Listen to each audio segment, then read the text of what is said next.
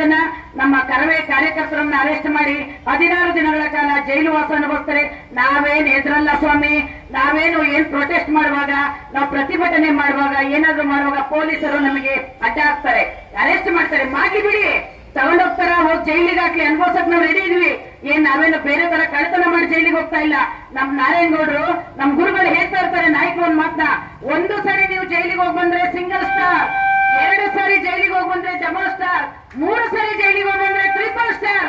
ಈಗ ಎಲ್ಲಿದೆ ಸ್ವಾಮಿ? Police department ಅಲ್ಲಿ ಅವರ ಒಂದು ಸೇವೆಯ ವೃತ್ತಿಯಲ್ಲಿ ಸಿಗ್ಬೋದು ಸ್ಟಾರ್ಗಳು. ಆದ್ರೆ ನಮ್ಮ ಕನ್ನಡ ಪರ ಹೋರಾಟದಲ್ಲಿ ಒಂದೊಂದು ಹೋರಾಟಗಳು ನಮಗೆ ಸ್ಟಾರ್ಗಳು ಸಿಗ್ತವೆ ಅಂತೇಳಿ ನಮ್ಮ ನಾಯಕರು ಹೇಳ್ತಾ ಇರ್ತಾರೆ. ಹಾಗಾಗಿ ನೀವೆಲ್ಲರೂ ಸಹ ಕನ್ನಡದಲ್ಲಿ ಹೆಚ್ಚೆಚ್ಚು ಮಾತನಾಡಬೇಕು.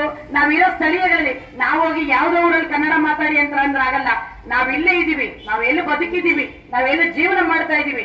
ಆ ಜಾಗದಲ್ಲಿ ನಮ್ಮ ಅಕ್ಕಪಕ್ಕದವ್ರ ಎದುರುಗಡೆ ನಾವು ಬ್ಯಾಂಕುಗಳಲ್ಲಿ ಹೋಗ್ಲಿ, ಅಲ್ಲೂ ಕೂಡ ಕನ್ನಡ ವ್ಯವಹರಿಸುವಂತಾಗಬೇಕು. ಈಗ ನಿಮ್ಮ ಸಾಗರದಲ್ಲಿ 2, 3, 4, 5 ಬ್ಯಾಂಕ್ಗಳಿರ್ಬೋದು, ಖಾಸಗಿ ಕಚೇರಿಗಳಿರ್ಬೋದು, ನಗರಸಭೆ ಇರ್ಬೋದು, ತಾಲೂಕ್ ಪಂಚಾಯತ್ ಇರ್ಬೋದು, ಗ್ರಾಮ ಪಂಚಾಯತ್ ಇರ್ಬೋದು, ಎಲ್ಲೇ ಆಗ್ಲಿ ಎಲ್ಲಾ ಕಡೆನೂ ಕೂಡ ಈ ಒಂದು ಡಿಸೆಂಬರ್ ಅಂತ್ಯದೊಳಗಡೆ ಎಲ್ಲಿ 60% ಭಾಗ ಕನ್ನಡ ಬೋರ್ಡ್ ಇಲ್ಲ, ಅಲ್ಲೆಲ್ಲ ಕನ್ನಡ ಒಂದು ನಾಮಫಲಕ ಹಾಕುವಂತದ್ದಾಗಬೇಕು. ಅವರಿಗೆ ಎಚ್ಚರಿಕೆ ಕೊಡ್ತಾ ಇದೀವಿ. ಇವತ್ತು ಕರ್ನಾಟಕ ರಕ್ಷಣಾ ವೇದಿಕೆಯಿಂದ ಅವ್ರಿಗೆ ಎಚ್ಚರಿಕೆ ಗಂಟೆ ಕೊಡ್ತಾ ಇದೀವಿ.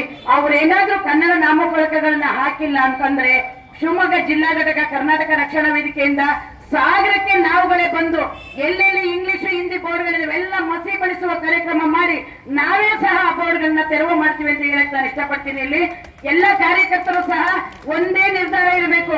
ಡಿಸೆಂಬರ್ ಅಂತ್ಯದೊಳಗಡೆ ಇಡೀ ಸಾಗರ ಎಲ್ಲಾ ಕಡೆ ನೋಡಿ ಕಾರ್ಯಕರ್ತರು ಎಲ್ಲಾದ್ರೂ ಹಿಂದಿ ಇಂಗ್ಲಿಷ್ 60% ಹೆಚ್ಚಿನಲ್ಲಿದ್ರೆ ಮುಲಾಜಿಲ್ದಂಗೆ ಕಿತ್ತು ಬಿಸಾಕಿ ಮುಂದೆ ನೋಡ್ಕೊಳ್ಳೋಣ. ಏನ್ ಮಾಡ್ತಾರೆ, ಜೈಲಿಗೆ ಹಾಕ್ತಾರ ನೋಡೋಣ.